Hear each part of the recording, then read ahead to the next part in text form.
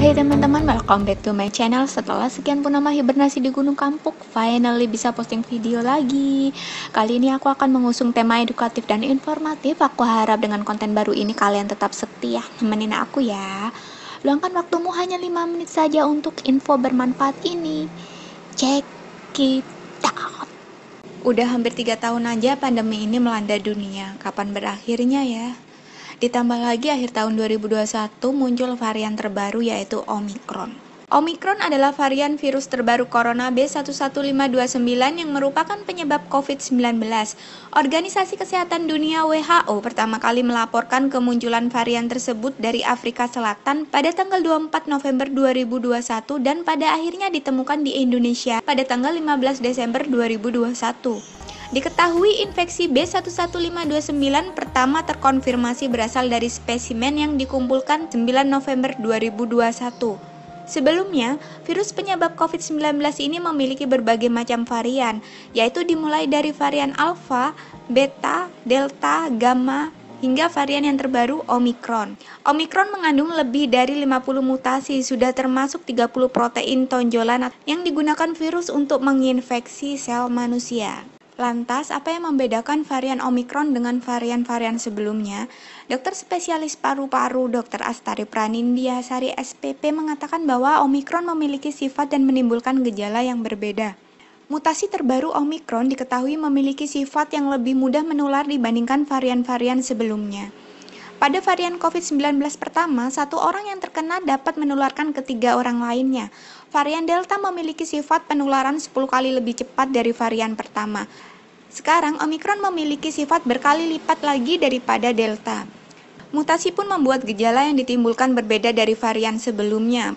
Pada varian COVID-19 awal, gejala-gejala yang ditimbulkan adalah seperti gangguan pada indera penciuman dan perasa, lalu kemudian batuk dan pilek.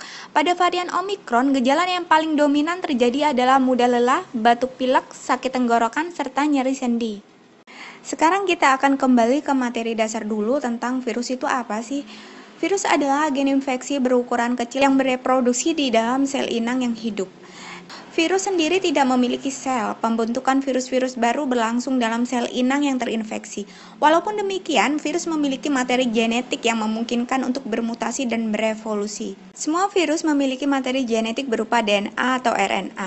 DNA atau RNA ini berupa molekul panjang dengan banyak gen pemberi instruksi pada sel.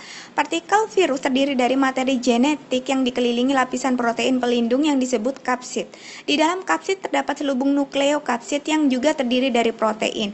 Sebagian virus pada bagian luarnya dikelilingi lipid dan disebut selabung virus atau amplop. Selubung ini memiliki reseptor spesifik yang membantu virus memasuki sel inang baru. Protein yang menyusun struktur coronavirus yaitu protein tonjolan, amplop, membran, dan nukleokapsid. Ketika virus menginfeksi sel, virus tersebut mengendalikan sel inangnya untuk memperbanyak diri dengan cara membuat sel inangnya menyalin DNA atau RNA virus dan membuat protein yang kemudian bergabung untuk membentuk partikel virus baru. Virus dapat mengalami mutasi genetik. Virus RNA bermutasi lebih cepat dibandingkan virus DNA, sehingga memunculkan tipe baru yang tidak dapat diatasi dengan cepat oleh sistem imun inang mereka. Pada dasarnya ada 6 tahap siklus virus dalam sel makhluk hidup. 1. Absorpsi atau perlekatan, 2. Penetrasi, 3. Pembukaan atau pembongkaran, 4. Replikasi, 5. Perakitan, dan 6. Pelepasan. Infeksi virus biasanya dapat dihilangkan oleh sistem imun yang memberikan kekebalan seumur hidup kepada inang virus tersebut. Pemberian antibiotik tidak efektif terhadap virus, tetapi beberapa obat antivirus mampu mengobati infeksi yang mengancam jiwa. Sedangkan pemberian vaksin dapat mencegah sejumlah infeksi virus dan menghasilkan kekebalan seumur hidup. Tanggapan internasional terhadap Omicron lebih cepat dan lebih parah daripada varian sebelumnya karena 2 alasan. Yang pertama, kasus di Afrika Selatan meningkat lebih cepat dari yang diperkirakan.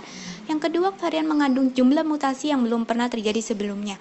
Varian ini memiliki sejumlah besar mutasi, beberapa diantaranya mengkhawatirkan. Bukti awal menunjukkan peningkatan risiko infeksi ulang dengan varian ini dibandingkan dengan varian of concern lainnya. Oke, selama itu tetaplah mematuhi protokol kesehatan 5M, menjauhi kerumunan, menjaga jarak, mencuci tangan, memakai masker, dan membatasi mobilitas. Salam sehat selalu, sampai jumpa di video selanjutnya.